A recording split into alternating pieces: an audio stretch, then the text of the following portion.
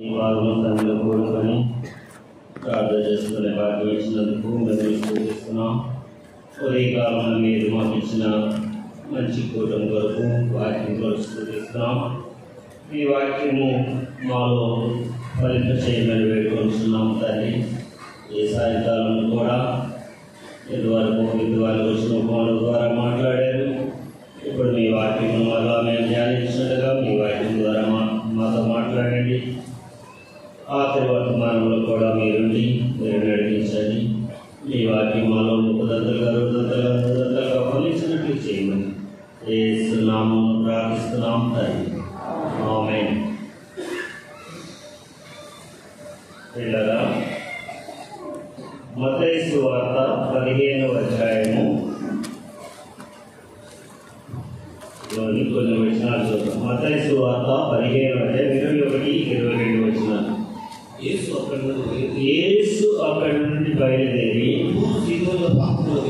తూరు సీదోనుల ప్రాంతములకు వెళ్ళగా ఇదిగో ఆ ప్రాంతముల నుండి కనాను స్త్రీ ఒకతే వచ్చి, ప్రభువా, దావీదు కుమారుడా, నన్ను కరుణింపుము, నా కుమార్తె దెయ్యము పట్టి బహు బాధపడుచున్నదని కేకలు వేశాను.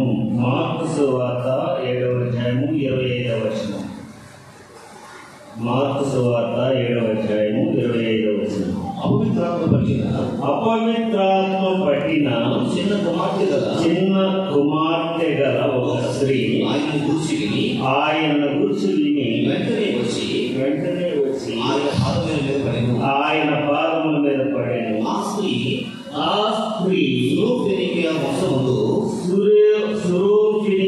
వంశమందు పుట్టిన గ్రీసు దేశస్థురాలు. ఈ రెండు ఒకే సంఘటన. అక్కడ మత్తయి గారు కనాను స్త్రీ అంటున్నాడు, అంటే కనాను దేశం చెందిన స్త్రీ. ఇక్కడ ఆమె వంశముల గురించి వివరంగా చెప్తున్నాడు మార్కు గారు. ఆమె సురోఫెనికయ వంశమందు పుట్టిన గ్రీసు దేశస్థురాలు. ఇక నాగరికతలలో గ్రీకు నాగరికత ఒక నాగరికత, వాళ్ళ నాగరికత మన నాగరికత హిందూ నాగరికత ఇంచుమించుగా ఒకేలా ఉంటాయి, ఒకేసారి డెవలప్ అయినాయి. వాళ్ళ ఆచార వ్యవహారములు మన ఆచార వ్యవహారములు ఇంచుమించు ఒకేలా ఉంటాయి. వాళ్ళ యొక్క నమ్మకములు మన నమ్మకములు ఇంచుమించు ఒకేలా ఉంటాయి. వారి యొక్క పురాణములు మన పురాణములు ఇంచుమించుగా ఒకేలా ఉంటాయి. అందుకని ఇది చెప్తున్నాను. ఈమె సురోఫెనికయ వంశమందు పుట్టిన గ్రీసు దేశస్థురాలు. మరలా మత్తయి 15 పదాలు. అయితే ఈమె కుమార్తెకి ఒక పెద్ద సమస్య, అదేంటంటే దెయ్యం పట్టింది. సాధారణంగా ఇలాగా పిల్లలకి లేదా ఇంట్లో ఎవరికైనా బాగలేనప్పుడు ఏం చేస్తారంటే డాక్టర్ దగ్గర తీసుకెళ్తారు కదా. ఆ కాలంలో మరి ఎలాంటి డాక్టర్లు ఉన్నారో మనకు తెలియదు, కానీ మొదట వైద్యుల దగ్గర తీసుకెళ్ళి ఉంటుంది. వైద్యుల వల్ల నయం కాకపోతే ఏం చేస్తారండి? ఒకసారి నేను కాకినాడలో ఒక స్కూల్లో సూపర్వైజర్గా చేస్తున్నాను, సైట్ సూపర్వైజర్, స్కూల్ బిల్డింగ్ కన్స్ట్రక్షన్లో. అక్కడ ఒక వాచ్మెన్ అతని కుటుంబం ఉండేవాళ్ళు. అతని భార్య బాగలేదు. వాళ్ళు ఎవరి ద్వారా వచ్చారంటే ఆ స్కూల్లో జాయింట్ సెక్రటరీ కమ్ ట్రెజరర్ ఒక డాక్టర్ గారు ఉన్నారు. ఆ డాక్టర్ గారు ఇంటిలో వీళ్ళు తరతరాలుగా పనిచేస్తూ ఉంటారు. ఆ సమయంలో ఈ వాచ్మెన్ అన్నయ్య కూడా డాక్టర్ గారి ఇంట్లో పనిచేస్తూ ఉన్నాడు. తరతరాలుగా వాళ్ళ ఇంట్లో పనిచేస్తున్నారు. నేను ఆ డాక్టర్ గారిని రికమెండ్ చేసి ఇక్కడ పెట్టారు. ఆ డాక్టర్ గారి ఆయన పెద్ద నర్సింగ్ హోమ్ ఉంది కాకినాడలో. అక్కడ తీసుకెళ్ళి పరీక్షలన్నీ చేస్తే డాక్టర్ గారు ఏమన్నారంటే, నీకేం జబ్బు లేదమ్మా, బలానికి టానిక్ వాడు అని చెప్పి టానిక్ ఇచ్చి పంపించారు. బలహీనతే అని చెప్పి. అయితే ఆమె సరే మన డాక్టర్ సరిగా చూడలేదు అని ఇంకో డాక్టర్ తెలిసి ఆ డాక్టర్ ఏమన్నాడంటే, అమ్మా ఇది మామూలు జబ్బు కాదు, దీనికి వేరే డాక్టర్లు ఉంటారు, అక్కడికి వెళ్ళు, ఇది మేము నయం చేసే జబ్బు కాదని చెప్పాడు. ఆ రిపోర్ట్లన్నీ చూసి అప్పుడు వీళ్ళకి అర్థమైంది వేరే డాక్టర్ అంటే ఏంటి, మంత్రవాద భూత వైద్యులు, వాళ్ళ దగ్గరికి వెళ్ళాలని వీళ్ళు అర్థం చేసుకున్నారు. అయితే ఇందులోకే వాళ్ళు ఇంకా వెళ్ళలేదు. నేనేమో అలా వదిలేది, దేవుడిని నమ్ముకోండి, వేసుకోవడం నమ్ముకోండి, వేసుకోవడం విడిపేస్తారని వాళ్ళకి కొంచెం వాళ్ళు హిందువులే స్వార్థ చెప్తూ ఉన్నాను. వాళ్ళు కొంచెం డిలే చేశారు. ఒకరోజు రాత్రి భయంకరంగా గిలగల మనసు మీద కొట్టుకుంటున్నాడు. ఎవరో వచ్చి మీద పడుతున్నారు, నన్ను చంపేస్తున్నారు అని ఆమె చాలా ఆందోళన చెంది మనసు మీద కొట్టుకుంటూ ఉంటుంది. అప్పుడు వాచ్మెన్ మేనల్లుడు కూడా అక్కడే ఉన్నాడు. అతను మాకు నీళ్లు పోసేవాడు మొక్కలకి. ఎవరు అదేమన్నాడంటే, మామ ఇలాగే వచ్చే అతను కాదు వాచ్మెన్ అన్నాడు, అబ్బాయి వెళ్ళి రిక్షా తీసుకురా, కారు ఆటోలు లేవు కాకినాడు, రిక్షా తీసుకురా, హాస్పిటల్కి తీసుకెళ్దాం, ఇలాగే వచ్చి మీ అత్త చనిపోద్ది అనేది. అబ్బాయి ఏమన్నాడంటే, మామ ఇప్పుడు ఈ గతుల రోడ్లో, ఈ మెట్రో రోడ్లో రిక్షాలు వెళ్ళినా అత్త చనిపోతుంది. మా సూపర్వైజర్ గారు దేవుడి గురించి చెప్పారు కదా, ఆ దేవుడే మనం కాపాడతాడు మామ, రేపు పొద్దు సూపర్వైజర్ గారు వచ్చేవరకు ఇక్కడే ఉంచేద్దామన్నాడు. ఆ మాట వాచ్మెన్ నమ్మి నేను 8:30 టైంలో అయితే ఏడ్చుకుంటున్నారని వచ్చాడు. జరిగిన విషయం చెప్తే నాకప్పుడు నేను కొత్తగా ప్రభుత్వంలోకి వచ్చాను, నాకు ఒకరిని నడిపించేటంత శక్తి కూడా లేదు, ఏదో నాకు తెలిసింది కొంచెం చెప్పాను. అప్పుడు మరలా అందరికి వెళ్ళి నా చేతిలో కొత్త ఇబ్బందులు ఉంటే ఆ రక్తస్రావ రోగపు స్త్రీ ఎలా స్వస్థపడిందో ఆ ఇన్సిడెంట్ని వాళ్ళ ముందు చదివి, అమ్మా నేను పాపి నేను మాట లేదు, దేవుడు నేను స్వస్థపరుస్తాడని చెప్పాను. నాకు చెప్పి అప్పటికి నేను వెళ్ళేసరికి కూడా మనసు మీద కొట్టుకుంటా ఉన్నాను, తిరుగుతా ఉంది మనసు మీద. ప్రభా నేను పాపి నేను మాట చేశాను. అప్పుడు మోకరించి ప్రార్థన చేశాను, ప్రభా ఈయన స్వస్థపరచు అంటే ఆమె లేచి కూర్చోండి. తను చనిపోయి తెచ్చుకొని ఒక 3-4 కిలోమీటర్లు ప్రయాణించి నేను ఇక్కడ ఉండను, ఇక్కడ ఉంటే నాకు తొందరగా ఉంది, మా చిన్నత్త గారు ఉన్నారు ఇక్కడ అని చెప్పి బంధువులు ఎక్కి నడుచుకొని దేవుడు అలాంటి గొప్ప కార్యం చేస్తారు.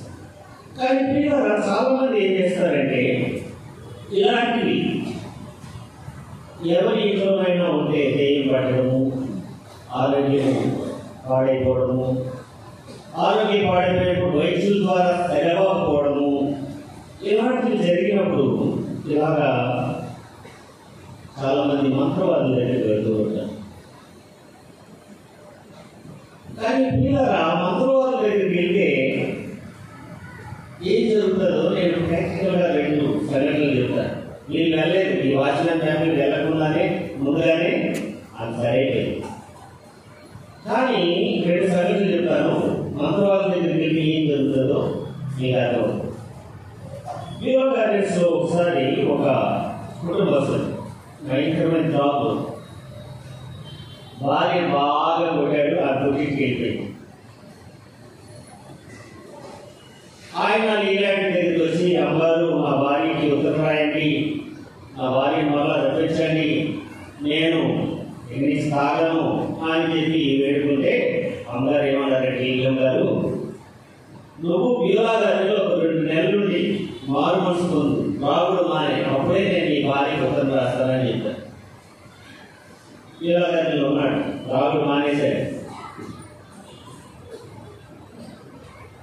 మన సహోదరు బైబిల్ స్టూడెంట్స్ రూమ్ లో ఇంకొక బెడ్ ఇచ్చి పెట్టారు.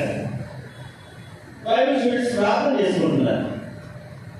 ఈ ఆ ప్రార్థన వాతావరణంలో ఉండలేకపోతే నేను ఇక్కడ ఉండలేను, కాలిపోతున్నాను అంటున్నాడు. ఏమీ అర్థం కాదు. ఒక దినాన్నైతే ఉదయం 9 గంటలు ఆ ప్రాంతంలో నేను ఇక్కడ ఉండలేను అని విశ్వసిగా వీరగారి సెంటర్లో ఉన్నాడు తను ఆ రూము. అక్కడి నుంచి పరిగెత్తుతో గేట్ వరకు వచ్చాడు. వచ్చి గేట్ సమీపంలో ఆ ఎలక్ట్రికల్ రూమ్ ఆ ప్రాంతంలోకి వచ్చి దబాయిలు పడిపోయాడు. ఆ కాలంలో ట్రైనింగ్ లో ఒక అబ్దుల్ గారు ఉన్నారు. ఆయన వచ్చి చేసి ప్రార్థన చేస్తే ఎక్కడి నుంచి వచ్చావు చెప్పండి అంటే మేము కేజీఎఫ్ నుంచి వచ్చామంటున్నాం. అంటే గోలార్ గోల్డ్ ఫీల్డ్స్ కర్ణాటకలో. అక్కడి నుంచి వచ్చాం. ఎందుకు ఇందులోకి వచ్చారు అంటే చెప్తున్నా మమ్మల్ని రాజేంద్ర అనేవాడు పంపించాడు. ఏసునామమున కొడి 3 చేయాలి. ఏసునామమున కొడి పోయింది. తర్వాత అతను నేను పర్సనల్గా అడిగాను, ఏమయ్యా ఆ రోజు అబ్దుల్ గారు నీలో ఉన్న దెయ్యాన్ని పోగొట్టినప్పుడు ఇలా చెప్పాయంట. అది అక్కడ నేను లేని స్పాట్లో ఇలా చెప్పాయంట కదా దెయ్యాలు. ఏంటి కేజీఎఫ్ ఏంటి, రాజేంద్ర ఏంటి, వాటికి నీకు సంబంధం ఏంటి అని అడిగాడు. అడిగితే ఆయన చెప్తున్నాడు, అలా నాకు ఒకసారి ఒంట్లో బాగలేనప్పుడు నా ఫ్రెండ్స్ ఏమన్నారంటే నీ మీద ఎవరో ఏదో చేశారు కాబట్టి కేజీఎఫ్ లో మంచి మంత్రవాది ఉన్నాడు రాజేంద్ర అనే మంత్రవాది, అతని దగ్గరికి వెళ్తే వాటికి విరుగుడు, ఈ చేతబడిలో మళ్ళీ విరుగుడు చేతబడు, మంత్రంలో విరుగుడు మంత్రాలు, ఆ విరుగుడు చేస్తాడు కాబట్టి అక్కడికి వస్తే బాగుపడతామని అంటే తీసుకెళ్ళాడు. అసలు జరిగిన విషయం ఏంటంటే ఆ సమయంలో నాకు చెప్పలేదు. కేజీఎఫ్ అని చెప్పా అన్న బెంగళూరులో ఎవరో డాక్టర్ ఉన్నాడంటే డాక్టర్ని చూడడానికి వెళ్తున్నాను అని చెప్పలేదు. సరే వెళ్ళిరా అని చెప్పాను. అప్పుడు ఇది అది కరెక్ట్గా కలుస్తుంది. అయితే ఈ వెళ్ళింది బెంగళూరు కాదు, కర్ణాటకలోని కేజీఎఫ్ వెళ్ళాడు. అయితే అతను ఏదో తాయెత్తులు కానీ కట్టాడు, మంత్రాలు వేశాడు. ఈయనలో దెయ్యాలు ఉన్నాయో లేవో తెలియదు కానీ ఆయన 3-4 దెయ్యాలు ఈయనలో పట్టించాడు. జరిగేది అదే. మంత్రవాదుల దగ్గరికి వెళ్తే జరిగేది అదే. మనలో దెయ్యాలు ఉన్నాయో లేవో తెలియదు కానీ వాళ్ళు కొన్ని దెయ్యం శక్తులు మన మీదకి ప్రవహిస్తారు. కాబట్టి అది ఎలా ఉంటుందంటే పొయ్యిలో నుంచి తరంలో పడినట్టు ఉంటుంది. కాబట్టి మంత్రగాల దగ్గరికి వెళ్ళకూడదు. ఇంకొక సంఘటన చెప్తాను, అది మా కుటుంబంలోనే జరిగింది. మా అమ్మమ్మకి విడిచిపెట్టాడు. అప్పుడు నేను 7th క్లాస్ చదువుతాను. నాకు ఇంత చెల్లెలు ఒక తమ్ముడు. అప్పుడు ఇంకా తమ్ముడు గర్భంలోనే ఉన్నాడు. అయితే మా మామయ్య కొత్తగా పెళ్ళయింది, చూసుకోలేకపోతున్నాడు అని చెప్పేసి మా ఇంటికి తీసుకొచ్చి మా నాన్నగారు అమ్మగారు తీసుకొచ్చి ఆవిడ చూస్తూ ఉన్నారు. అప్పుడు ఎవరో చెప్పారు, మా నాన్నకి తెలిసిన వాళ్ళు, ఆ పక్క ఊళ్ళో ఒక మంత్రవాది ఉన్నాడు, దోతవైద్యుడు, అతన్ని తీసుకొచ్చి నువ్వు మంత్రాలు చేస్తే పూజలు చేస్తే మీ అత్తగారికి బాగా అయిపోతారు ఎవరో చెప్పారు. అతను తీసుకొచ్చాడు. అతను ఇంటి ముందు అంతా అడిగి ముగ్గులు వేసి ఆ పూజ సామగ్రిని ఎక్కడి పాత్రలు ఏంటి పెట్టారు. ఎక్కడి గ్లాస్ లాంటి ఉంది, చాలా పెద్దది. అందులో పసుపు నీళ్ళు పోసాడు, అందులో బియ్యం కేజీలు వేసాడు. ఒక్కొక్క ఆయన దేవతలని వాటి పేరు చెప్తూ ఒక్కొక్క బియ్యం బయటకు వెళ్తాం. మేము ఆశ్చర్యంగా వెళ్తా చూస్తున్నాం, భయం వేసుకోవాలి. ఆయన ఒక పేరు పైగా అని ఒక పేరు చెప్తే అది పైకి వస్తుంది, బియ్యం పేరు. సరే ఇంట్లో ఏదో శక్తి ఉందనుకున్నాం. పూజ అయిపోయింది. ఆ పూజకి ఫీజు 50 రూపాయలు, మా నాన్నగారు 50 రూపాయలు 1975లో జరిగింది. ఒక 50 రూపాయలు మంచి అమౌంట్, 50 రూపాయలు ఇచ్చేసారు. అప్పుడు ఆయన ఏమన్నాడంటే ఆ మంత్రవాది, 1 నెల దినాల్లోగా మీ అత్తగారు బాగైపోతారు అని చెప్పాడు. ఇప్పుడు మా నాన్నగారు సంతోషంగా ఏమన్నారంటే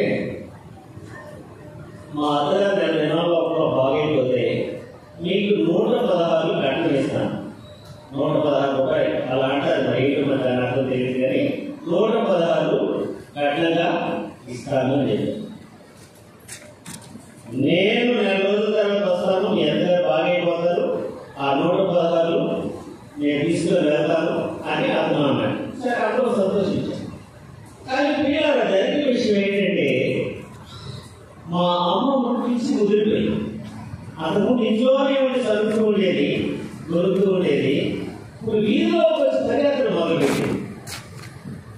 అంత భయంకరంగా పిలిచి ముదిరిపోయింది.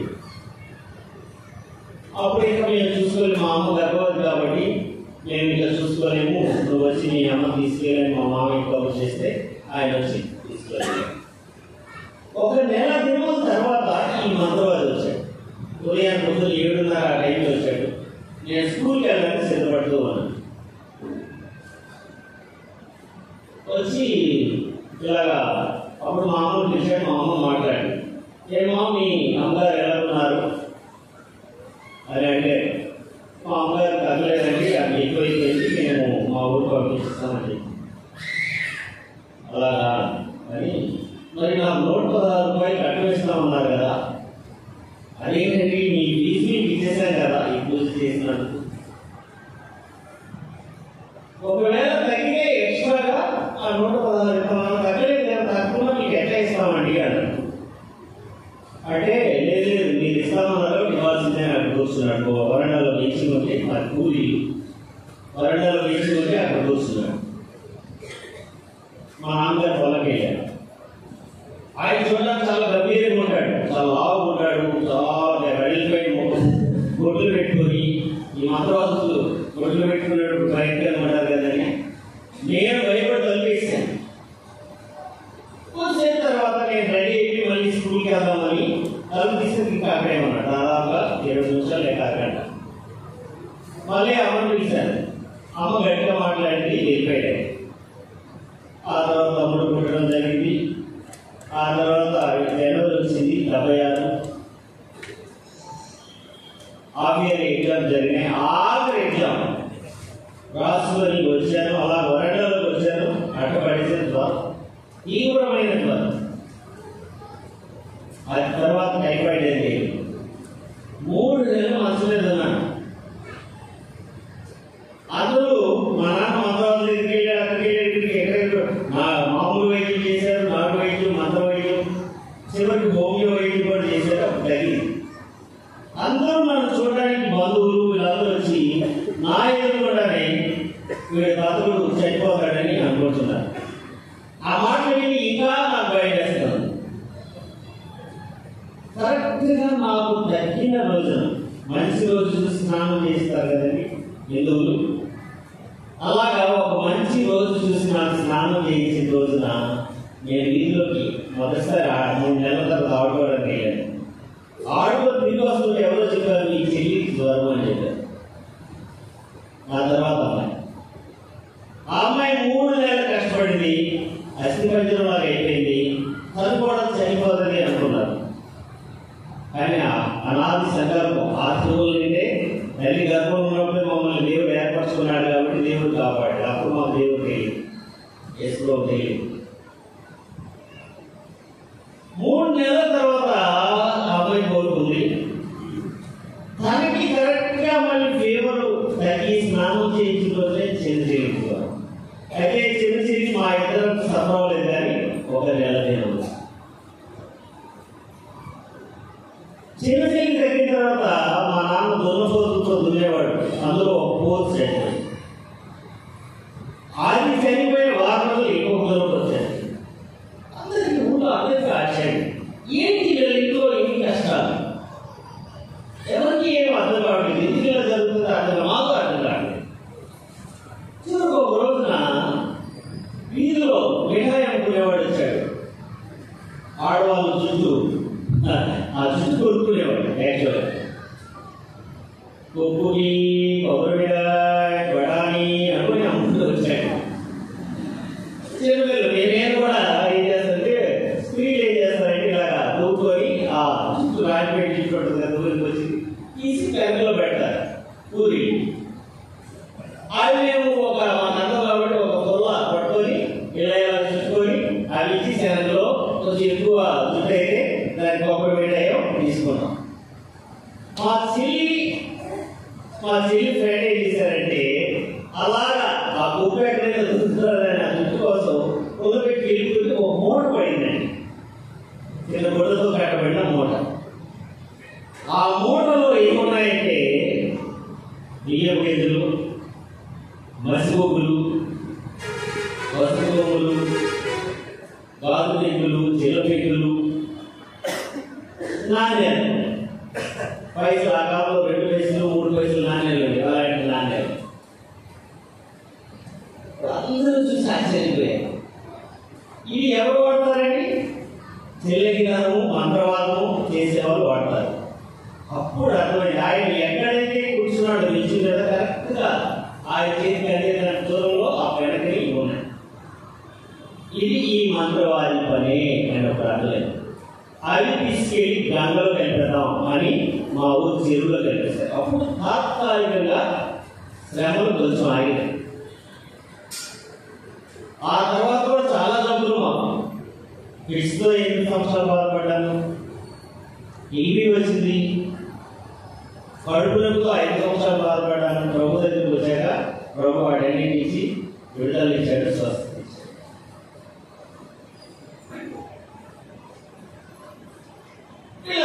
ఇలాగా మంత్రవాదుల్ని మనం పిలిస్తే ఇంకా మరింత కీడుకే కానీ అది మేలు కాదు. సరే, మేము ఆ కాలంలో హిందువులుగా ఉండి అలా చేస్తాం మంత్రవాదుల దగ్గర. కానీ ఈ కాలంలో నేను చూసినట్లయితే క్రైస్తవులు వెళ్తున్నారండి మంత్రవాదుల దగ్గరికి. ఇలాగ నేను చెప్పినట్టు ఆయన క్రైస్తవుడే, పుట్టు క్రైస్తవుడు. మొదటి చిన్నప్పటి నుంచి తెలుసుకు వచ్చేవాడు, యవనస్తుడిగా ఉన్నప్పటి నుంచి తెలుసుకు వచ్చేవాడు. క్రైస్తవులు మంత్రవాదుల దగ్గరికి వెళ్తున్నారు. సంఖ్యాకాండం 23వ అధ్యాయం 23వ వచనం చదవండి.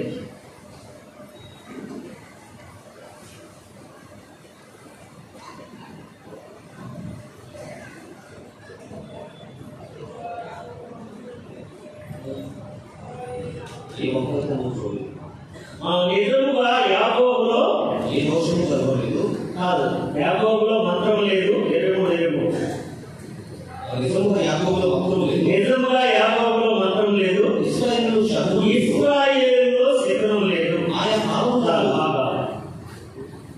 ఇలా ఇంగ్లీష్ తెలుసులో ఇంగ్లీష్ బైబిల్ కూడా చదవాలి. నేనేం చేస్తానంటే ఒక సంవత్సరం తెలుగు బైబిల్ చదివితే ఇంకో సంవత్సరం ఇంగ్లీష్ బైబిల్ చదువుతాను. ఇక్కడ కొన్ని మిస్ అయ్యాయి. ఇంగ్లీష్ లో ఏమంటుందంటే there is no sorcery against Jacob, there is no divination against Israel అన్నాడు. ఆ అగేన్స్ట్ అనే మాట ఇక్కడ మిస్ అయ్యింది. అంటే తెలుగులో మనం ఎలా చదువుకోవచ్చు, తమిళలో కూడా ఉందండి. తెలుగులో ఎలా చదువుకోవచ్చు అంటే యాకోబుకు విరోధముగా మంత్రం లేదు, ఇశ్రాయేలుకు విరోధంగా శీఘ్రం లేదు. అది ఆ వాక్యం యొక్క అర్థం. అంటే యాకోబు అంటే ఎవరైతే యాకోబు అంటే మోసగాడే, కానీ దేవుడు ఏర్పరుచుకున్నాడు. అబ్రహాము సంతానం, వాగ్దాన పురుషుడు, వాగ్దానాలకు వారసు, దేవుడు ఏర్పరచుకున్నవాడు. దేవుడు ఏర్పరచుకున్న వారికి విరోధంగా ఈ లోకంలో ఏ మంత్రము లేదు. ఇశ్రాయేలు విరోధంగా శీఘ్రం లేదు. ఇశ్రాయేల్లో శీఘ్రం లేదని అర్థం ఏంటంటే ఇశ్రాయేలుకు విరోధంగా శీఘ్రం లేదు. అంటే ఇశ్రాయేల్ అంటే మార్చబడినవాడు, మారు మనసు పొందిన వారికి విరోధంగా ఈ లోకంలో ఏ శీఘ్రము ఏ చేతబడి లేదండి. ఇది నమ్మండి దేవుని వాక్యం. యాకోబుకు విరోధంగా మంత్రం లేదు, ఇశ్రాయేలుకు విరోధంగా శీఘ్రము లేదు. ఇది నిరూపించబడింది. కర్ణాటకలో దొడ్డన్న అనే ఒక మార్కెట్ ఉన్నాడు. అతని సాక్ష్యం తమిళలో ఉంది, తెలుగులో ఉందలేదు, యూట్యూబ్లో దొరుకుతుంది. దొడ్డన్న అతని దగ్గరికి ఒక యవనస్తుడు వచ్చాడు. వచ్చి ఏమండి మంత్రవాది గారు, ఒక ఫలానా అమ్మాయి మా వస్తువులో పడాలి, మంత్రం వేయండి అన్నాడు. సరే వేస్తానని కొంత డబ్బు తీసుకున్నాడు, మాత్రం వేసి అమ్మాయి పేరు ఎలిజబెత్. భక్తిగా ఏదో కొన్ని శక్తులు పక్షాలు తిరిగి వచ్చాయట. ఎందుకు తిరిగి వచ్చారు అంటే అమ్మాయి చుట్టూ కూడా దేవుని శక్తి ఉన్నది. అదే మీరు మహాశక్తులు కదా, మీకంటే శక్తి అవును, మేము దెయ్యాలు, మేము అసలైన దేవుడు యెహోవా దేవుడు, ఆయన అగ్ని అమ్మాయి చుట్టూ ఉన్నది, మేము దగ్గరికి వెళ్ళలేమని చెప్పారు. ఆయన మారాడండి. అంతవరకు ఆ శక్తులే మంత్రశక్తులే పెద్ద శక్తులు అనుకొని వాటిని పూజించేవాడు. ఆయన మార్చుకోలేడు. రెండవ ఉదాహరణ ఏంటంటే రాజారావు గారిని ఒక మంత్రవాది ఉండేవాడు విజయవాడ. ఆయన పోలీస్ డిపార్ట్మెంట్ లో పనిచేస్తూ, అది కూడా యూట్యూబ్ లో దొరుకుతుంది చూడండి, రాజారావు ఇంపార్టెంట్ వస్తుంది. పోలీస్ డిపార్ట్మెంట్ లో పనిచేస్తూ మంత్రాలు నేర్చుకున్నాడు. ఒకసారి విజయవాడలో మన కోటా జరిగినప్పుడు వాళ్ళ వదినమ్మ ఆయన భార్య కూడా మారింది. వీళ్ళందరూ రండి, మీరు కూడా రండి, ఇలాగా జాషువా డానియల్ గారు వస్తున్నారు, ఆయన ఇంటర్నేషనల్ స్పీకర్, మీరు వచ్చి వాక్యం వింటే బాగుంటుందని చెప్తే మీరు ఎలాంటి తర్వాత వస్తారంటే ఇంటి దగ్గరికి జాషువా డానియల్ అంట ఇంటర్నేషనల్ స్పీకర్ అంట, ఆయన శక్తి ఏంటో చూస్తారని కొన్ని శక్తుల్ని అమలు మీద పంపించాడు. జోగుల మీద పంపిస్తే అవి కూడా తిరిగి వచ్చాయంట. ఏం తిరిగి వచ్చారు అంటే చెప్తున్నట్టు ఆయన చుట్టూ 50 అగ్ని ఉన్నది. తెలుగు భాషలో 50 అంటే మనం యెహోవా అంటాం కదా, ఆ మాట. యెహోవా యొక్క అగ్ని ఉన్నది, మేము సమీపించలేము. ఆయన 50 అంటే ఆయన అసలైన దేవుడు, మీరెవరు? మరి ఎందుకు వీళ్ళందరూ పూజిస్తున్నారు? మేము దేవుడు అని ఎప్పుడు చెప్పలేదే, ఈ మనుషులు బుద్ధి లేక మమ్మల్ని పూజిస్తున్నారు. ఆయన మారాడండి. మారి చాలా కాలం సేవ చేసి ఆయన ప్రభు దగ్గరికి. నిజముగా ఇశ్రాయేలులో యాకోబులో మంత్రం లేదు, ఇశ్రాయేలులో శరీరము లేదు. అలా చదవదు కదా. నిజముగా యాకోబు విరోధముగా మంత్రం లేదు, ఇశ్రాయేలుకు విరోధముగా. మీరు చదవండి, తెలుగు బైబిల్లో బ్రాకెట్లో రాసుకోండి. ఇశ్రాయేలుకు విరోధముగా ఇంగ్లీష్ బైబిల్లో ఉంటుంది చూడండి, ఎగెయిన్స్ట్ అనే మాట. యాకోబు విరోధముగా మంత్రం లేదు, ఇశ్రాయేలుకు విరోధంగా శరీరము లేదు.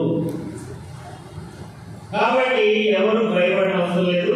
ఒకవేళ మీరు ఇంకా నిజంగా మంత్రవాదుల దగ్గరికి వెళ్తున్నారంటే మీ భక్తి సరైన భక్తి కాదనా. కొంతమంది ఏమంటారు తెలుసండి, మందు పెట్టేశారు. మందు పెట్టడం ఏంటండి? ఎక్కడైనా బైబిల్లో మందు పెట్టడం అనేది ఉందండి? ఒకవేళ మంత్రం వేసి మందు పెట్టినా ఆ మందు నీ మీద పనిచేస్తుందంటే నువ్వు సరైన కాదు, సరైన దాని కాదన, నీ భక్తి సరైనది కాదన. నీవు నిజంగా రక్షణ పొందితే, మారు మనసు పొందితే, ప్రభు రక్తం చేత కడుబడి ఏ మందు నీ మీద, అంటే ఇలా మందు పెట్టారట చూసారా, ఏ మంత్రము నీ మీద పనిచేసి ఏ మందు నీ మీద పనిచేయదు. దేవుడి శక్తి ఉంది, ఏది కూడా నిలువ. ఆయన సర్వశక్తి మొదలైన దేవుడు, ఆల్మైటీ గాడ్. ఈ లోకంలో ఆయన శక్తికి మించిన శక్తి ఈ లోకంలో ఏది లేదు. ఇది మంత్రవాదుల దగ్గరికి మనం అయితే జరిగే కార్యం. ఇప్పుడు మనము సురవకినికయ్య ఆ స్త్రీ దగ్గరికి పోతాం. ఆయన కూడా మంత్రవాదుల దగ్గరికి వెళ్ళి ఉంటుంది. ఎంతో మంది మంత్రవాదుల దగ్గరికి వెళ్ళి ఉంటుంది. అయితే ఆమె ఆ ప్రాంతాలు, అవి ఇస్రాయేల్ ప్రాంతాల్లో, ఇస్రాయేల్ పొరుగునున్న తూరు సీదోను ప్రాంతాలు, ఆ ప్రాంతాలకి యేసు ప్రభువు వెళ్ళడం ఆమె విన్నది. వినడం వల్ల ఏమవుతుందని విశ్వాసం వచ్చిందాను. సరే, నేను అన్నీ ప్రయత్నించాను, అన్ని మందులు వాడాను, నాటు మందులు వాడాను, ఆయుర్వేదిక మందులు వాడాను, మంత్రాల దగ్గరికి వెళ్ళాను, బిడ్డకు విడుదల దొరకలేదు. మరి యేసు ప్రభు ఆయన దెయ్యములు పట్టిన వారిని విడిపిస్తున్నాడట, ఆయన పక్షవాయువు గల వారిని నడిపించాడట, ఆయన కుష్ఠరోగులను స్వస్థపరిచాడట, ఆయన పాపులను ప్రేమించేవాడట. ఈ మాటలని లేదా? గుడ్డి వారికి కల్పించాడట. ఈ మాటలని లేదా? ఆమె విని నా కుమార్తె కూడా ఆయన దగ్గరికి వెళ్తే స్వస్థత, కుమార్తెను తీసుకొని వెళ్ళాలి. ఈ మాత్రమే చూడండి ఆ విశ్వాసం. ఆయన దగ్గరికి వెళ్ళి వేడుకుంటాను, నా కుమార్తెని ఆయన స్వస్థపరుస్తాడు. ఎందుకంటే ఈ బిడ్డ తీసుకొని వెళ్ళగలిగినంత స్థితిలో లేదు, గందరగోళం చేసేస్తుంది ఈ బిడ్డ. కాబట్టి తీసుకెళ్ళగలిగే స్థితి లేదు. కాబట్టి ఈమె స్వయంగా వెళ్ళి వేడుకుంటాను, ఆయన ఒక మాట సెలవిస్తే చాలు నా బిడ్డ స్వస్థపరచబడుతుంది అనే విశ్వాసంతో ప్రభు దగ్గరికి వచ్చింది. వచ్చి ఏమంటుంది? ప్రభువా, దావీదు కుమారుడా, నన్ను కరుణింపు.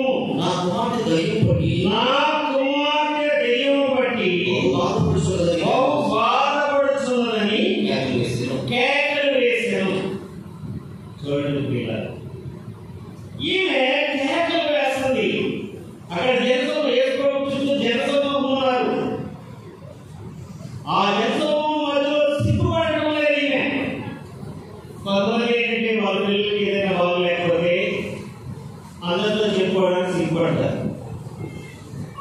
ఎందుకంటే మా పిల్లలకి ఆరోగ్యం బాగలేదని తెలిస్తే మంచి సంబంధాలు రావేమో అని పబ్లిక్గా చెప్పుకోవడానికి కూడా సిగ్గుపడతారు. కానీ ఈ వల్ల సిగ్గుపడటం లేదు, భయపడటం లేదు. ఆమె ఏం చేస్తుందని? నా కుమార్తె దెయ్యం బట్టి బహు బాధపడుతుందని కేకలు వేసాను. మనం ప్రార్థన చేయబట్టే పక్కన కూడా వినపడుతున్నాం ప్రార్థన. కానీ ఈమె కేకలు వేసిందంట.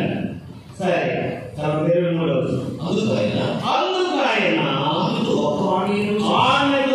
ఒక్క మాట చెప్పలేదు.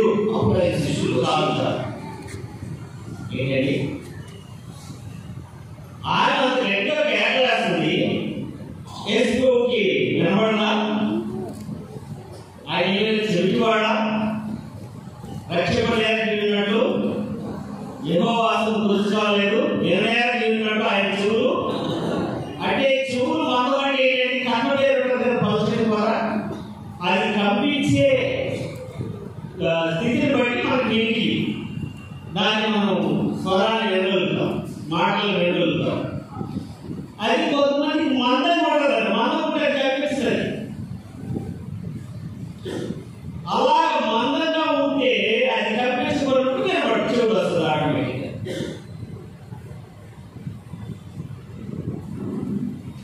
అదే ప్రభువాడు వినయానికి యెహోవా రక్షకుడైన యెహోవా వినయానికి ఆయన చెవులు మందు, ఆయన చెవిటివాడు కాడు. ఈ లోకంలో నరావతారిగా వచ్చి నరుని రూపంలో ఉన్నప్పటికీ ఆయన చెవిటివాడు కాడు. ఆయన ప్రార్థన ఆలకించే దేవుడు. కానీ ఈమెకి జవాబు రావట్లా. ఆయన ఒక్క మాట, అందుకైనా ఆమెతో ఒక్క మాట చెప్పలేదు. తర్వాత అప్పుడు ఆయన శిష్యులు వచ్చి ఆమె మన వెంబడి వచ్చి ఈమె మన వెంబడి వచ్చి కేకలు వేయుచున్నది కనుక ఈమెను పంపివేయమని ఆయనను వేడుకొనగా శిష్యులు అడుగుతున్నాడు, ప్రభువా, ఈమె కేకలేస్తుంది, ఎవరు తట్టుకోలేకపోతున్నాం. ఆమె అవసరం చూసి ఆమె తరగబడతారు. ఆమె ప్రార్థనకి జవాబు ఇవ్వండి ప్రభా, ఆమె కోరికను తీర్చండి ప్రభా, ఆమె సమస్యని పరిష్కరించండి ప్రభా అని రికమెండేషన్ చేస్తున్నారు. అంటే మనం ఇంకొక రకంగా చెప్పుకోవాలంటే శిష్యులు కూడా ఈమె తరఫున విజ్ఞాపన ప్రార్థన చేస్తున్నారు. ఇప్పుడు జవాబు వస్తుంది. ఎలాంటి జవాబు వచ్చింది చూడండి. ఇంటి వారై నశించిన గొర్రెల యొద్దకే గాని మరి ఎవరి యొద్దకు నేను పంపబడలేదనెను. నిజమే, దేవుడు ఇశ్రాయేలు రక్షణ యూదుల నుంచి రావాలని నిర్ణయించాడు. ఇశ్రాయేలు ప్రజలకు సువార్త చెప్పాలి, వాళ్ళు మారాలి, వాళ్ళు ప్రపంచం అంతా సువార్త చెప్పాలి. అది దేవుని యొక్క ప్రణాళిక. మొదటి యేసుప్రభు చేసినది ఆయన శిష్యుల 12 మందిలో ఒక్కడు కూడా అన్యుడు లేడు, అందరూ ఇశ్రాయేలీయులే. వాళ్ళు మొదలు తయారు చేయాలి, వాళ్ళకి సువార్త చెప్పాలి, వాళ్ళు మారాలి. పౌలు కూడా ఇశ్రాయేలీయుడే, వీళ్ళందరూ మారాలి, వీళ్ళు ప్రపంచం అంతా వెళ్ళి సువార్త చెప్పాలి. అది దేవుని యొక్క ప్రణాళిక. యేసుప్రభుకి తండ్రి ఇచ్చిన పని ఏంటంటే ఇశ్రాయేలు ప్రజలు మొదట నువ్వు వెళ్ళి వాళ్ళకి సువార్త చెప్పు. అదే అంటున్నాడు ప్రభువుగా, ఇశ్రాయేలు వారై నశించిన గొర్రెల యొద్దకే గాని మరి ఎవరి యొద్దకు నేను పంపలేదనెను. అంటే జవాబు వచ్చింది, కానీ నెగిటివ్, వ్యతిరేకమైన జవాబు వచ్చింది. ఒకసారి మన ప్రెస్ వారిలో లండన్లో ఒక మిషన్ కొన్నాం మనం, ఆఫ్సెట్ మిషన్. అది ఇక్కడికి రావాలి అంటే మన ప్రెస్ స్మాల్ స్కేల్ ఇండస్ట్రీస్ లో రిజిస్టర్ అయి ఉండాలి. అంతకుముందు ఒకసారి రిజిస్టర్ చేశారు, కానీ ఇప్పుడు 1959 ఆ ప్రాంతంలో ఆ ల్యాబ్స్ అయిపోయింది, అది రెన్యువల్ చేయాలి. అప్పుడు మేమంతా కోరుకొని మాకు రిజిస్ట్రేషన్ చేయండి అని డిపార్ట్మెంట్ ఆఫ్ ఇండస్ట్రీస్ వాళ్ళకి అప్లికేషన్ పెట్టాం. పెడితే అక్కడి నుంచి వాళ్ళు ఒక ఇన్స్పెక్టర్ పంపించారు మన ప్రెస్ ఇన్స్పెక్షన్ చేయడానికి. ఎక్కవర్స్ లో ఉన్నాం అప్పుడు, ఇంకా మీరాలి రాలేదు. చేసి ఆయన తిరిగి వెళ్ళి ఒక లెటర్ పంపించారు. ఆ లెటర్లో ఏముందంటే, స్మాల్ స్కేల్ ఇండస్ట్రీస్ లో రిజిస్టర్ చేయడానికి మీరు అర్హులు కారు. ఎందుకు అర్హులు కారు అంటే ఆల్రెడీ ఇంతకు ముందే మీరు రిజిస్ట్రేషన్ చేశామంటున్నారు కదా, ఆ ల్యాబ్స్ అయిపోయింది. కాబట్టి ఒకసారి రిజిస్ట్రేషన్ చేసిన తర్వాత రెండోసారి రిజిస్ట్రేషన్ చేయడానికి అర్హత లేదని చెప్పాడు. వాళ్ళు అప్పుడు చేసిన రిజిస్ట్రేషన్ నెంబర్లు లేవు, ఏమి లేవు. చివరికి ఎలాగో మళ్ళీ రిజిస్ట్రేషన్ చేయించాం అన్నమాట, అది వేరే సార్. కానీ ఇక్కడ వచ్చిన రిప్లై ఏంటంటే, యు ఆర్ నాట్ ఎలిజిబుల్, మీరు రిజిస్ట్రేషన్ చేయడానికి అర్హులు కాదు, కాబట్టి మేము మీకు రిజిస్ట్రేషన్ చేయండి. Negative reply. అప్పుడు నేను ఎంత వేదన చెందాను. ఈమె ఎంత వేదన చెందుతుందో. ఈ ప్రార్థనకు జవాబు రాలేదు, శిష్యులు ప్రార్థన చేశారు, జవాబు వచ్చింది, కానీ వ్యతిరేకమైన జవాబు వచ్చింది. తర్వాత అయినను ఆమె వచ్చి ఆయనకు గురికి, ప్రభా నాకు సహాయం చేయగలిగింది. అందుకు ఆయన ఆ పిల్లల నుండి తీసుకుని ఒక పిల్లలు పోయి యుద్ధం కాదని చెప్పగా ఆమె వదిలే, ప్రభా ఒక పిల్లలు కూడా తమ యజమానుల బలమైనప్పుడు ఒకరు తినగా అని చెప్పింది. చూడండి, ఈమె ప్రార్థనకు జవాబు రాలేదు, శిష్యుల ప్రార్థనకు వ్యతిరేకమైన జవాబు వచ్చింది. అయినా సరే ఇక్కడ మాట చూడండి, అయినాను అలా అయినట్టుగా విడిచిపెట్టలేదండి. చూడండి ఆమె యొక్క పట్టుదల చూడండి. ఎందుకంటే అన్ని ప్రయత్నాలు చేసింది, మతాలు చేసింది, పూజలు పురస్కారాలు చేసింది, తీర్థయాత్రలన్నీ వెళ్ళొచ్చింది, డాక్టర్ దగ్గరికి వెళ్ళొచ్చింది, అన్ని రకాల వైద్యాలు చేసింది. ఏ వాళ్ళ ఫలితం ఈ ఆఖరి ఫలితం యేసు ప్రభు దగ్గర మాత్రమే విడుదల ఇంకా అయిపోయింది. ఎందుకంటే ఎంతో మంది అప్పటికే ఆయన దగ్గరికి విడుదల పొందొచ్చారు. స్వస్థపడ కూడా ఒకరు కూడా రాలేదని కూడా బైబిల్లో ఉంది. ఆయన దగ్గరికి వచ్చిన వాళ్ళందరినీ ఆయన స్వస్థపరిచాడు. కాబట్టి ఈయన తప్ప నాకు వేరే దిక్కు లేదు, నా బిడ్డకు విడుదల ఈ దగ్గరే ఉంది అని ఫిక్స్ అయిపోయింది. అయినను ఆమె వచ్చి ఏమంటుంది, ఆయనలోకి ప్రభువా నాకు సహాయం చేయము అని అడిగారు. ఇప్పుడు మళ్ళీ ఆమెతోనే డైరెక్ట్ అవును, శిష్యుతోనే మాట్లాడాడు, ఇంకో మాట్లాడాలా. ఇప్పుడు ఈమెతోనే డైరెక్ట్ గా మాట్లాడుతున్నాడు. ఏమని,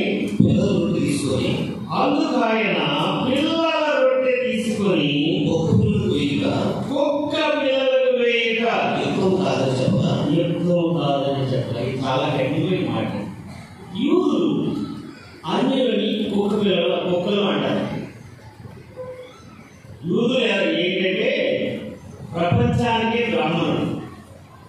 మన దేశంలో బ్రాహ్మణులు ఎలా మేమే ఉన్నతమైన వాళ్ళము, మిగిలిన వాళ్ళంతా మా తర్వాతనే అని అనుకుంటారు. నేను ప్రత్యేకింపబడిన వారు బ్రహ్మ ముఖంలో వచ్చి పుట్టాము అని కొంచెం అసుడు అంటారు, దూరపోయారు. వీళ్ళు యూదులు అలాంటి వాళ్ళు, ప్రపంచానికే బ్రాహ్మణులు. అన్ని జనుల కంటే, అన్ని జాతుల కంటే మేము ఉన్నతమైన వారము, దేవుడు మమ్మల్ని ఏర్పరుచుకున్నాడు, అబ్రాహాము వంశస్థులము అనే ఆ గర్వం వాళ్ళలో ఉంటుంది. అందుకని మిగిలిన వాళ్ళందరినీ కుక్కలాగా చూస్తారు, అన్ని కుక్కలు అంటారు. ఆ మాటనే ప్రభు ఇక్కడ వాడాడు. అది కఠినమైన మాటే. అయితే ప్రభుకి అలాగే క్యాష్ ఫీలింగ్స్ లేవు, కానీ ఈమెను పరీక్షిస్తున్నాడు ప్రభు. ఈమె ఎంతవరకు తగ్గించుకుంటుందో పరీక్షిస్తున్నాడు, ఈమెను ఒప్పిస్తున్నాడు. దేవుడు మనకి మేలు చేయాలంటే మొదట మన పాపం గురించి మనం ఒప్పేశాడండి. చూడండి, అపొస్తలుల కార్యాలు 3:26 చదవండి. ఈ మధ్య క్రిస్మస్ సమయంలో దాన్ని ధ్యానించాను. నేను వెళ్ళి దాన్ని ధ్యానించాను. దేవుడు తన సేవకుడు పుట్టించి మీరు ప్రతి వారిని వారి దుష్టత్వం నుండి మళ్ళించుకోవాలి.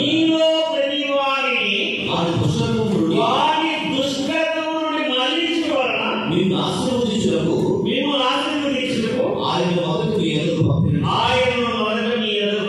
చూడండి, మనల్ని ఆశీర్వదించడం దేవుడికి ఇష్టమే.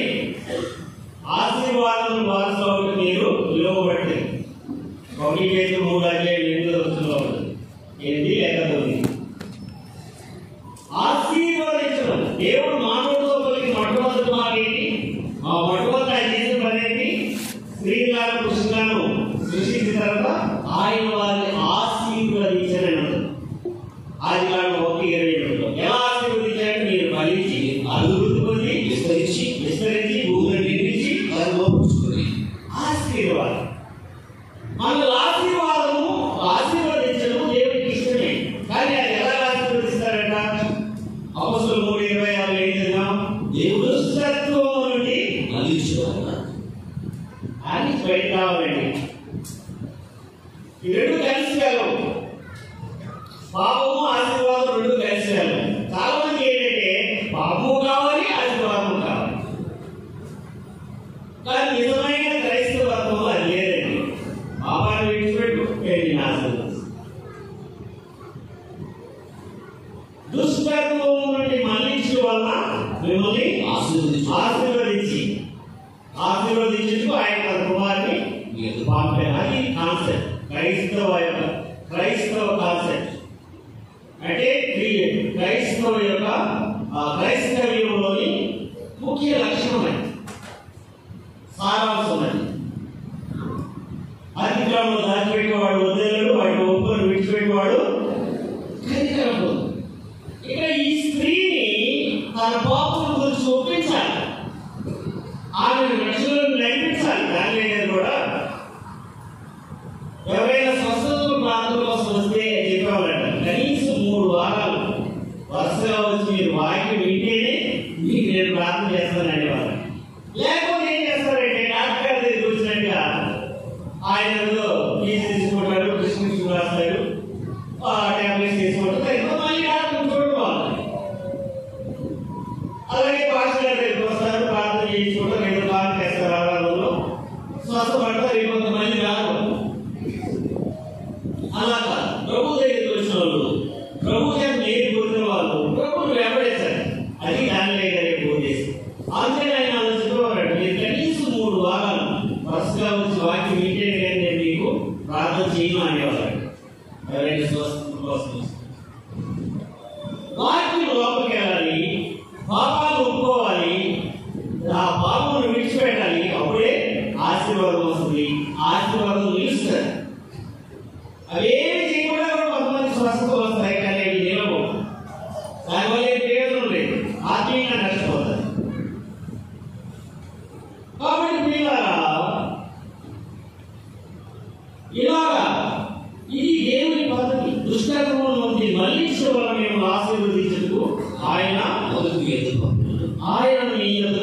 మొదట అంటే యేసు మన దగ్గరికి ఎందుకు పంపించాడంటే మనల్ని దుష్టత్వం మళ్ళించి మనల్ని ఆశీర్వదించాలని. ఇంకో మాట ఉంటుంది 7వ కొరింథీ 8:9 అనుకుంటా. అదేంటంటే మిమ్మల్ని ఆయన ధనవంతులైన తన దారిద్ర్యం వలన మిమ్మల్ని ధనవంతులుగా చేయాలని ఆయన మీ నిమిత్తము దరిద్రుడు. ఆయన దరిద్రం అనేది ఒక శాపం. ఆ శాపాన్ని ఆయన భరించి ఆయన దరిద్రుడై క్రీస్తు మన కోసం శాపమై అని గలతీ 3:14 ఆయన శాపంగా మారిపోయాడు. మన పాపము మన శాపము ఆయన భరించి మన ఆశీర్వాదాన్ని వలన ఆయన కోరుతుంది. ఇక్కడ ఈ స్త్రీని కూడా ఆ విషయమే ఒప్పించాలని ఆయన ప్రయత్నిస్తున్నాడు. ఆయన ఏమంటున్నాడు? పిల్లల రొట్టె తీసుకొని ఒక పిల్లలు వేయక యుక్తము కాదని చెప్పగా ఆమె ఈమె దగ్గర ఉంది. ఈమె స్థానంలో నేను ఏమన్నటువంటి అంటే బాయ నన్ను ఒక్కాడవా ఏదో అందరూ చెప్తున్నారు ఏదైతే స్వస్థ వస్తుందని వచ్చాను. నన్నేంత పబ్లిక్ గా అంతమందిలో నన్ను ఇలా అవమానిస్తావా? మాకు 3 దేవతలు ఉన్నారు, అక్కడికి వెళ్ళిపోతాను వెళ్ళిపోయి ఉండేవాడు.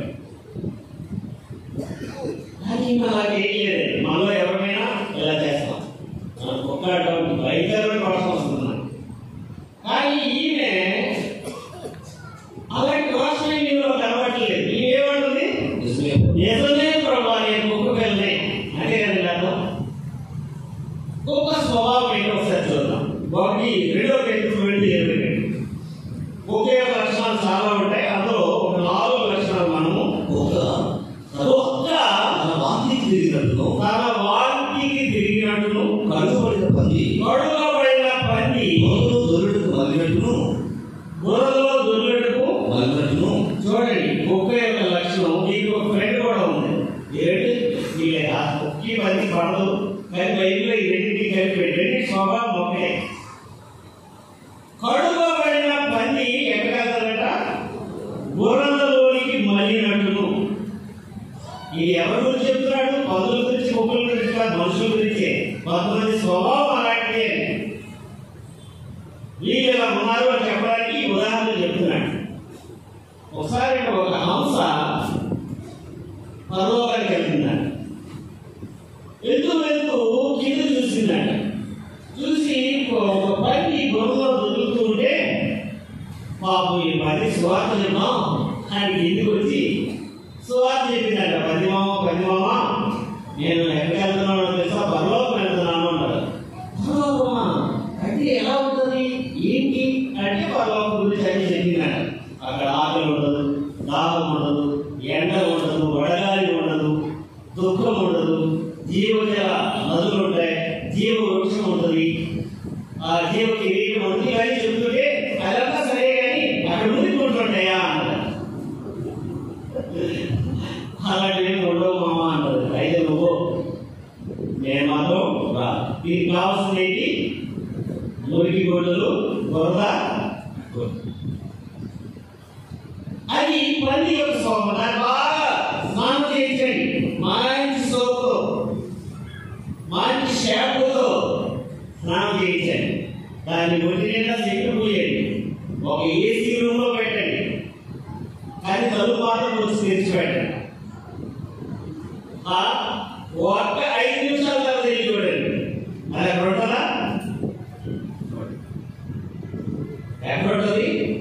ఎక్కడ దొరకకుండా ఉంటుందో వెతుకుంటూ వెళ్ళి దాంట్లో మళ్ళీ దొరుకుతాయి. అది పంది యొక్క స్వభావం. కుక్క స్వభావం ఏంటంటే ఇక్కడ చదవండి. కుక్క తన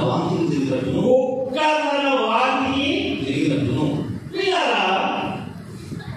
దేవుడు సృష్టించిన జీవులలో పశువులు కానీ, జంతువుల్లో కానీ, పురుగుల్లో కానీ, పక్షుల్లో కానీ, మానవుల్లో కానీ తన వాంతిని మరలా తినేది ఒక్కొక్కడేనా? పురుగు కూడా లేదు. ఈ ఒక్క జీవికే ఈ లక్షణం. ఏం చేస్తుందంటే కుక్కలు తిండికి ఆధారపడని వాక్యంలో ఉంది. ఇంకా మా ఇంట్లో కూడా కుక్కలు ఉన్నాయి. అసలు ఏసీ ఏమో వచ్చేస్తాయి, ఏదో ఉండగానే వాడుకోవడానికి ట్రై చేస్తాయి. అయితే ఏం చేస్తుంది, వారికి కావాల్సిన ఎక్కువ తినేస్తాయి. తినేసి ఒక చోట కట్టేస్తాయి. కట్టిన తర్వాత మళ్ళీ వెళ్ళిపోతాడ. ఆటలు వేసినప్పుడు గుర్తొస్తుంది, నేను వాళ్ళ చోట కట్టాను కదా అని వెళ్ళి మళ్ళీ. ఈ స్వభావం దేవుడు సృష్టించిన జీవులలో ఒక్కరికి మాత్రమే ఉంది. ఏ జీవికి ఈ స్వభావం లేదు. తన వాటికి తిరిగే ఒక చదవండి బ్రదర్. తన వాటికి తిరిగినట్టును పలుకుబడిన పంది బదులు దొరకడం కలిగినట్టును ఆ నిజమైన సామెత చొప్పున వీరికి సంబంధించిన మనుషులు కొంతమంది మనుషులు దేవుడిని తెలుసుకొని కూడా నా పాత జీవితమే బాగుంది,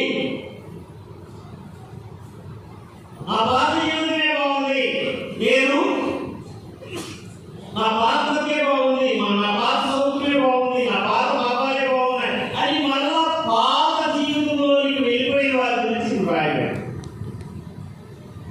అలాంటి స్వభావం ఒక స్వభావం, కట్టిన దానికి తిరిగే స్వభావం. అలాంటి కుక్కతో పోల్చినప్పుడు ఏమంటది, నిజమే ప్రభువా, నేను ఈ కుక్కలాంటిదని కట్టిన దానికి తిరిగే కుక్కలాంటి. ఇంకా కుక్క యొక్క స్వభావం ఇంకోటి ఏంటంటే ఇంటికి తిరగదు. మా ప్రాంతాల్లో అంటే వీధి కుక్కలు, తెచ్చుకునే కుక్కలు కట్టేస్తారు కాబట్టి అక్కడే ఉంటాయి. వీధి కుక్కలు ఏంటంటే ఇంటికి తిరుగుతాయి. ఎక్కడైనా పనిలో పెట్టి ఆహారం వదులుతూ తినేస్తాయి. మా ప్రాంతంలో ఏమంటారు, ఇంటికి వస్తే ఈ కుక్కలు తెచ్చి అంటారు అంటే వెళ్ళిపోరు. కుక్కలు ఒక అతను వదిలేస్తున్నాడు, కుక్కలు కొడుతాడ, నేను ఇంటికి వెళ్ళి చేయాలంటారు, వచ్చి ఇంటికి మళ్ళీ వెళ్ళకూడదు అనుకుంటారు అంటే మళ్ళీ వెళ్తారు. ఇంటికి తిరిగే కుక్కలు కొంతమంది ఉంటారు, వాళ్ళు ఏం పని పడకూడదు, ఇంటికి తిరుగుతారు. తిరిగి ఏ కోరుంటావు ఆయన మొదలుపెట్టి, నీకు తెలుసా అలా వాళ్ళు వాళ్ళ అమ్మాయి ఎవరితో బారిపోయిందంట. అమ్మాయితో బంధువులకి వెళ్ళి ఒక 10 రోజులు కనిపించలా, కనిపించలేదు, 10 రోజుల నుంచి కనిపించలేదు. ఎవరు అబ్బాయితో వెళ్ళిపోయి కుక్కలు ఇంటికి తిరిగి వాళ్ళ మీద వీళ్ళ మీద మాట్లాడే కుక్కలు. అలాంటి ఒక కుక్కతో పోల్చినప్పుడు ఏమేమంటుంది, నిజమే ప్రభువా. ఇంకొక లక్షణం, 4 లక్షణాలు చెప్తాను, ఇప్పుడు 2 చెప్పాను. మన ప్రాంతాల్లోనే ఒక సామెత ఉంది, కుక్కల తోక పట్టుకొని గోదావరి ఏంటండి, కుక్క తోక పట్టుకొని ఒక బయట పెద్ద కుక్కలు కూడా ఉంటాయి కదా, జనరల్ షెపర్డ్ లాంటివి. ఒక చెరువులో లాగాలి. అలాంటి పెద్ద కుక్కని తాకు పట్టుకొని ఒక చిన్న పిల్లవాడిని గోదావరిలో దింపేమనుకోండి, ఆ రోడ్డు తీసుకెళ్తా సరిగ్గా వెళ్ళిపోతారా?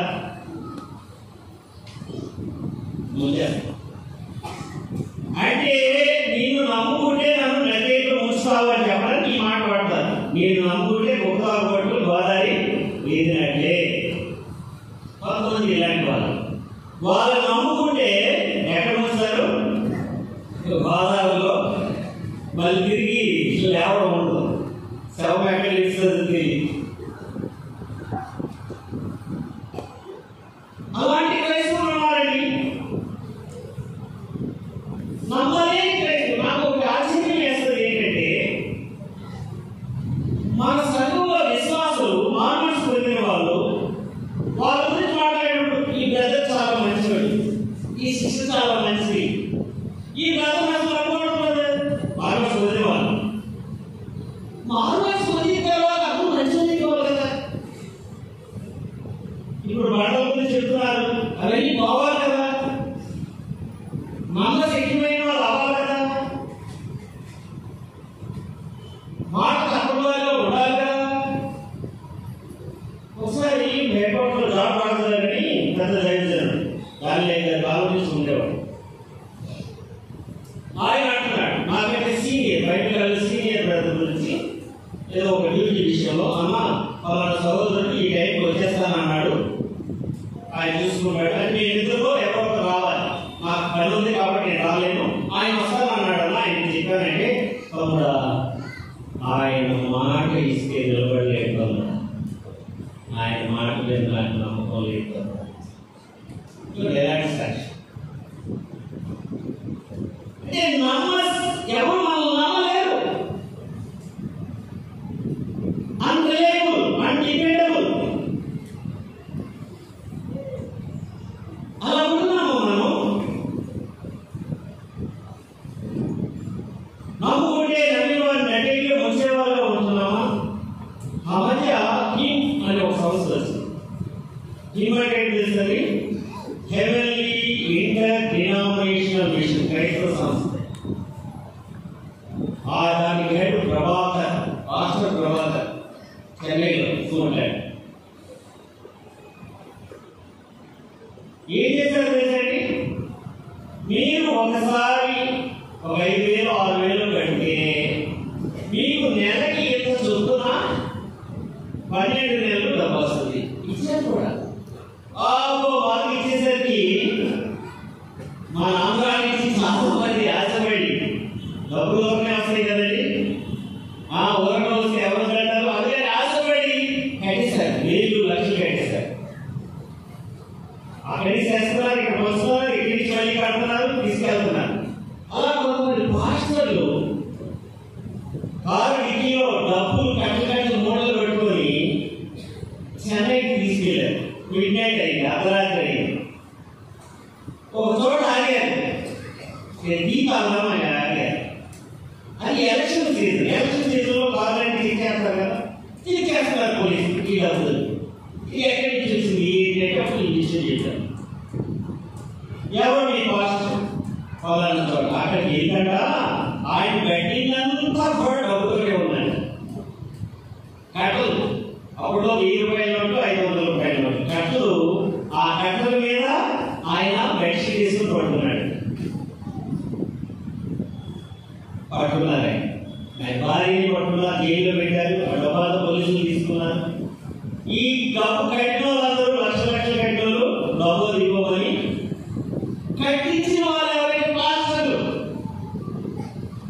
ఈ పాస్టర్లు కొంతమంది సూసైడ్ చేసుకున్నారు, ఆత్మహత్య చేసుకున్నారంటే.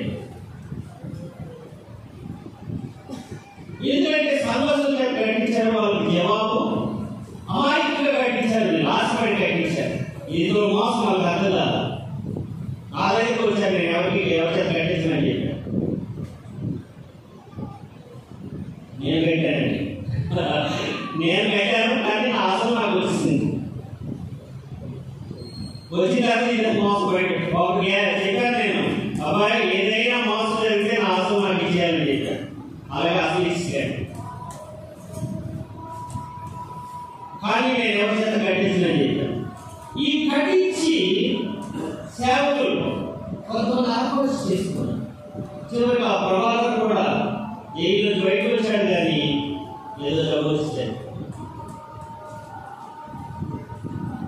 ఎంతమంది నటేగా ఉంచుతారండి నమ్మిన వాళ్ళని, అబద్ధాలు చెప్పి వారి నుంచి డబ్బులు వస్తున్నాయి, మిషన్ సంస్థలో డబ్బు మురిగిపోతుంది, అందువల్ల దాన్ని ఇండియా పట్టేస్తున్నారు, దాన్ని విడిపించుకోవడానికి ఖర్చు అవుతాయి, మొదలు కట్టించుకొని తర్వాత నీకు ఇస్తాం నెలని చెప్పి అలాగా ఒకదాన్ని పట్టుకుని గోదావరి ఈదినట్టుగా నటేలో ముంచే స్వభావం, ఒక స్వభావం దాన్ని నమ్ముకుంటే అలాంటి ఒక్కతో పోల్చినప్పుడు ఏమేమంటుంది? నిజమే ప్రభువాడు. ఇంకొక 4వ లక్షణం ఏంటంటే విచిత్రమైన లక్షణం. కుక్క దాని స్వభావం ఏంటంటే అది తినదు, ఎక్కువ దాన్ని తినదు. మీరు చూడండి, గమనించండి. ఒకసారి లాల్ బహదూర్ శాస్త్రి గారు మన దేశానికి, ఆయన మరి ప్రధానమంత్రిగా ఉన్నప్పుడు లేకపోతే వేరే మంత్రిగా ఉన్నప్పుడు ఒక దేశానికి మన రిపబ్లిక్ డేకి వేరే ప్రధానమంత్రి పిలుస్తారు కదా ప్రెసిడెంట్ని, అలాగే ఆయన పిలిచారు వాళ్ళ రిపబ్లిక్ డే. ఆయన వెళ్ళాడు, ఆయన దేశమంతా సంచరించాల, మిలిటరీ వాళ్ళ యొక్క గౌరవ భాగంలో స్వీకరించి వచ్చాడు. తిరిగి వస్తున్నప్పుడు మా దేశం గురించి మీ అభిప్రాయం ఏంటి అని అడిగారంట. అప్పుడు ఆయన చెప్పాడంట, మీ దేశంలో 6 నెలల్లో మిలిటరీ రూల్ రాబోతుందని చెప్పాడు. అలాగే వచ్చింది. ఆయన అంతా తెలివైన ఏంటి మిలిటరీ వాళ్ళ ముఖాలు చూసే ఆయన పట్టేశాడు. ఆయన మన ఆంధ్ర తమిళనాడు ఒకే స్టేట్, మెడ్రాస్ స్టేట్, ఆంధ్ర తమిళనాడు కర్ణాటక కేరళ కలిసినప్పుడు ఆంధ్ర తమిళనాడు ప్రాంతాలను ఆయన సందర్శించారు. మన పెద్దలు ఆయన వెళ్ళిపోతున్నప్పుడు, అయ్యా మా ఆంధ్ర తమిళనాడు గురించి మీ ప్రాంతం మీ యొక్క అభిప్రాయం ఏంటి అంటే ఆయన అన్నాడట, ఆంధ్ర వాళ్ళ కుక్కలు, తెలుగు కాకులు అన్నాడు. దాని అర్థం ఏంటంటే కాకులు ఏదైనా ఆహారం దొరికితే కా కా కా అని తీసుకొని అన్ని కలిసి తింటాయి. కుక్కలు కొంచెం ఆహారం దొరికినా కలుసుకొని అది తినదు, ఈ పొలాన్ని కొట్టుకుంటాయి, అరుచుకుంటాయి, కలుసుకుంటాయి. అయితే ఉండదు కుక్కలు. క్షమించాలి, నామావిడంతా ఎవరు లాల్ బహదూర్ శాస్త్రి గారి కామెంట్. ఇది కుక్క యొక్క స్వభావం. నేను చిన్నప్పుడు కళలు చూశాను. ఒక పెళ్లిలో ఆ కాలంలో ఎన్ని పెట్టేవారు కాదు, హిందువుల పెళ్లిలో పప్పాన్నమాలని పెట్టేవారు. విశ్రాకులు ఉండేవి. ఆ విశ్రాకులో ఒక పిల్లాడు ఎక్కువ పెట్టించుకున్నాడు, పెళ్ళైపోయాడు. దాన్ని ఆ మిగిలిన ఆహారం మడిచి కొట్టేశాడు. కుక్కలు కొట్టుకుంటున్నాయి. అందులో ఒక కుక్క వచ్చి ఆ పత్రాన్ని ఇలా పడుతుంది. పక్కనే తిన్నామని లేకపోతే ఇంకొక వచ్చి ఇలా పడుతుంది. ఈ రెండు కలిసి చెప్పేసాయి. ఆహారం గుడ్లో పడిపోయింది. దీంట్లో వడ్డీ ఆకుంది, దాంట్లో దాని ఒడ్లో వడ్డీ ఆకుంది. ఈ గుడ్లో పడిన ఆహారాన్ని గెస్సులో కలిసి దాన్ని ఎవరు తెలియలేదు. అది ఒక స్వభావం. అది దేవుడు ఇంకో దాన్ని తెలియదు. అలాంటి కుక్కతో పోల్చినప్పుడు ఏమంటుంది? నిజమే ప్రభువా అంటే నేను ఇలాంటి స్వభావం గల కుక్కనే. కానీ ఏమంటుంది? కుక్క పిల్లలు కూడా తమ యజమానుల బల్ల మీద నడుపడు మొక్కలు తిరిగి కదా. నాకు రొట్టె లేదు ప్రభా, కింద పడతాయి కదా మొక్కలు, ఈగలు పెట్టి వాళ్ళు రొట్టె తింటున్నప్పుడు ఆ చిన్న చిన్న ఇది ఆ గుండు లాంటివి పడిపోతాయి కదా, మన ఈగిలి మెతుకులతో సమానపడి వాళ్ళు తింటున్నప్పుడు మెతుకులు కింద పడతాయి కదా. ఆ ఈగిలి మెతుకులే నాకు చాలా ప్రభా, ఆ దోషం అవసరం లేదు. ఆ ఈగిలి మెతుకుల ఆశీర్వాదమైన నాకు చాలు. తగ్గించుకుంటున్నాను. అందువల్ల వీరులకు కృప అనుగ్రహించబడిన చెప్పిన రీతిగా ప్రభు ఏమంటాడంటే, అందుకే యేసు అమ్మా నీ విశ్వాసం గొప్పది, నీవు కోరినట్టే నీకు అవును కాక అంత చెప్పను. ఆ గడిలోనే ఆమె కుమార్తె స్వస్థత నొందెను. పిల్లరా, మార్కు సువార్తలో ఇంకా వివరణ ఉంటుంది. 7వ అధ్యాయం 29వ వచనం చదవండి. అందుకు ఆయన ఈ మాట చెప్పినందున వెళ్ళుము, దయ్యము నీ కుమార్తెను వదిలిపోయినదని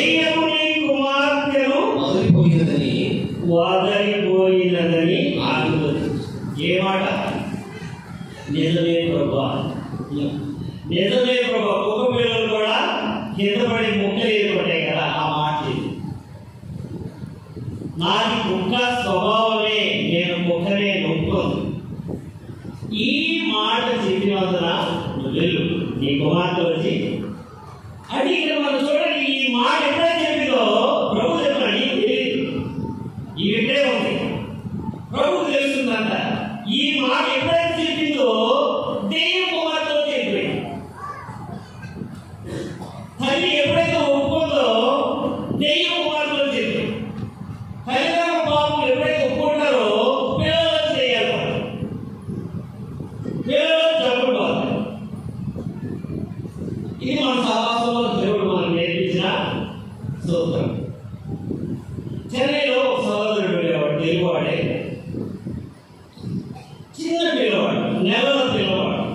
వాళ్ళ పిల్లవాడికి జాబ్ చేసి జ్వరం వచ్చింది, హాస్పిటల్ అడ్మిట్ చేశారు. ఏ జ్వరం నాకు గుర్తులేదు కానీ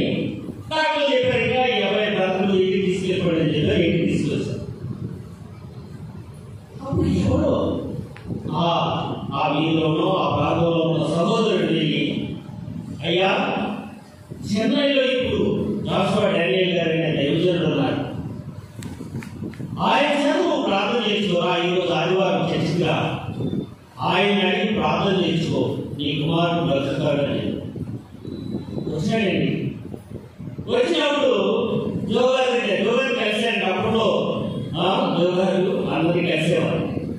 జోగారు కలిశాడంట, అయ్యా నా కుమారుడు జాబ్ బతుకుల మధ్యలో ఉన్నాడు, ఆదివారం ఆరాధన ఏంటారు, ప్రార్థన చేయండి. నేను ప్రార్థన చేయండి అయ్యా, నువ్వు నీ భార్య పశ్చాత్తపడి ప్రార్థన చేయండి, నీ కుమారుడు వస్తాడు. ఆయన చేత ప్రార్థన చేసి పంపించాను. ఈ మాట ఇంట్లో భార్య చెప్పాడంట, అమ్మా మన పాపాలు ఒప్పుకుందాం, మన వీడు వస్తాడని దైవజనుడు చెప్పారు. ఎప్పుడు మోకరించి ప్రభా నేను పాపులను, మా పాపాలను క్షమించు అని వారి పాపాలను ఒప్పుకొని ప్రార్థన చేసినప్పుడు ఆ బిడ్డ బతికాడండి. ఆ బిడ్డ పెళ్లిలో నేను బాబా కలిసి ఆ అబ్బాయి పెళ్లి చేశాను. ఇది ఆత్మీయ. తల్లిదండ్రులు ఎప్పుడైతే తగ్గించుకుంటారో అమ్మగారు మాకు చెప్పారు, మా పిల్లలు బాగలేనప్పుడు అమ్మగారు తీసుకెళ్ళి ప్రార్థన చేస్తే అమ్మగారు ఏమనేవాళ్ళంటే, మా పిల్లలు చిన్నప్పుడు ఎప్పుడు హాస్పిటల్స్ మేమిద్దరూ పరీక్షించుకునేవాళ్ళం, అయ్యగారు నేను పరీక్షించుకొని ప్రార్థన చేసేవాళ్ళం, దేవుడు మా పిల్లలు బాగా చేశారు. ఇలా అంటే మందులు వాడడం తప్పని నేను చెప్పలేదు, హాస్పిటల్ తప్పని నేను చెప్పలేదు. కానీ దానికైతే ముందు మనం చేయాల్సింది ఏంటంటే, మనము తగ్గించుకొని మన పాపములు ఒప్పుకొని మనము ప్రార్థన చేసినప్పుడు దేవుడు స్వస్థపరుచు. రాత్రి ఒక వచనం చదువుకొని ముగిద్దాం. 2వ దినవృత్తాంతము 7వ అధ్యాయం 14వ వచనం. నా పేరు పెట్టబడిన నా దేవుడు, నా పేరు పెట్టబడిన నా దేవుడు, నా పేరు పెట్టబడిన నా దేవుడు తమను తాము తగ్గించుకొని ప్రార్థన చేసి నన్ను వెదకి ఆ చెడు మార్గమును విడిచివేయగా ఆకాశం నుండి నేను వారి ప్రార్థనను విని వారి పాపమును క్షమించి వారి దేశమును స్వస్థపరచును.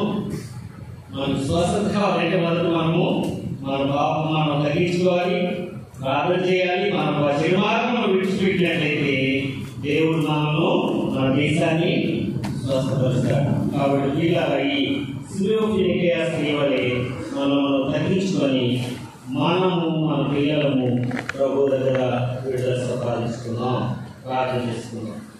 మహాపరిశుద్ధుడైన ప్రేమల మా తండ్రి, కృపల దేవా, మీ పరిశుద్ధమైన పాదములకు వందనములు, వందనములు. ఈరోజైనా మీ వాక్యం మేము ధ్యానించడానికి సహాయం చేస్తారు. మీ వాక్యం మా లోపల చేయండి. ఈ సిలోఫినికియా స్త్రీవలే మేమందరూ తగ్గించుకోవడానికి మాకు సహాయం చేయండి. మా పిల్లలు ఎక్కడ దెయ్యాలకి ఇంకా ఇతరమైన వాటి బానిసలు కాకుండా వారిని మీరు విడిపించండి. ఆయన మీరే మాకు తోడు, మంత్రవాదుల దగ్గరికి వెళ్ళకుండా ఆయన మీ పాదము సర్వశక్తిమంతుడు అయిన మీ పాదము దగ్గరికి మీరు రావడానికి మాకు సహాయం చేయండి. ఏ స్థలము ప్రార్థిస్తున్నాం.